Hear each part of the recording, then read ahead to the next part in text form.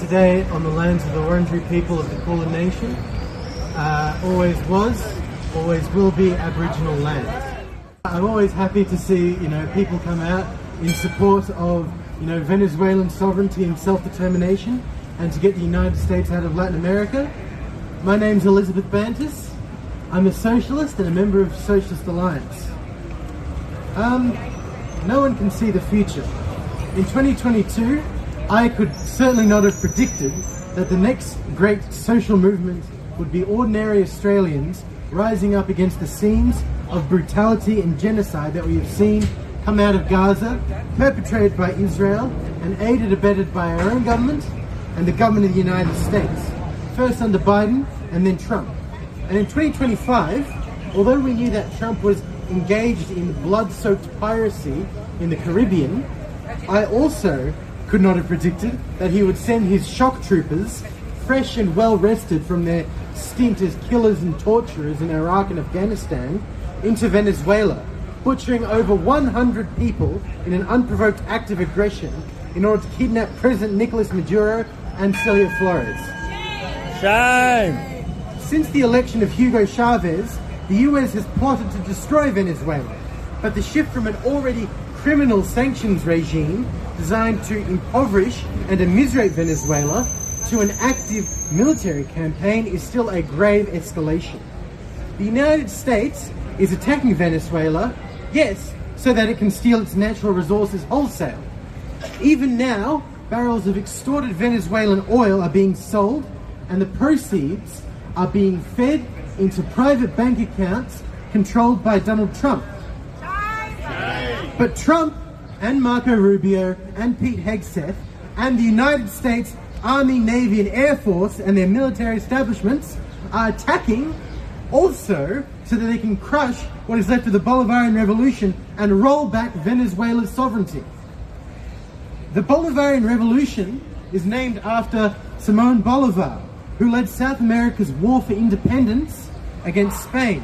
In 1829, he had this to say: "The United States appears to be destined by Providence to plague America with misery in the name of liberty." That was 200 years ago. Do you know what has changed in 200 years? Nothing. Nothing has changed. The United States is an empire, but it is not just any empire.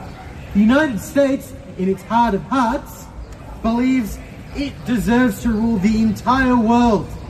There is no scrap of land, no island too tiny to be beneath its notice, and it has an omnivorous, hungering greed.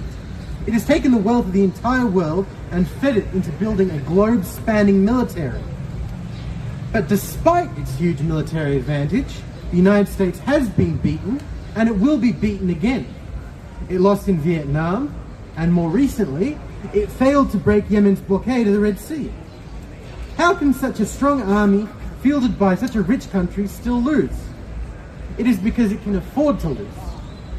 They are enforcing their rule over the world. They're not defending their homeland, but the countries who the United States victimizes face an existential threat. They have the choice either to bend beneath the weight of atrocities piled upon more atrocities and hand over their country to the multinational corporations and to American colonial viceroys, or they can resist and pay with blood for their sovereignty and independence.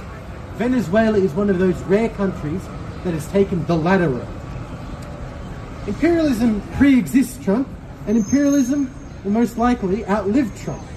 Even when empires are defeated in one place, soon they will seek to reassert their will. The only way to tear down this empire for good, to end imperialism, and to end the capitalist system from which imperialism springs up, is to build an international movement of workers and oppressed people, in constant solidarity with the imperialized countries, with the global south, and to tear down the imperialist governments once and for all. Socialist Alliance has a list of demands. To the government, to Anthony Albanese, to Penny Wong, the Foreign Minister, and to Richard Marles, the Minister for Military Build-Up, we say, shut down the US military bases now and scrap AUKUS and the military alliance with America. We won't be complicit in US crimes in Venezuela, Gaza, or anywhere else. And we say to the warmongering United States government, stop the attacks on Venezuela and withdraw all your war machines and troops from the Caribbean. End your interference in Latin America now. No good has come of it. And release President Nicolas Maduro and Cilia Flores.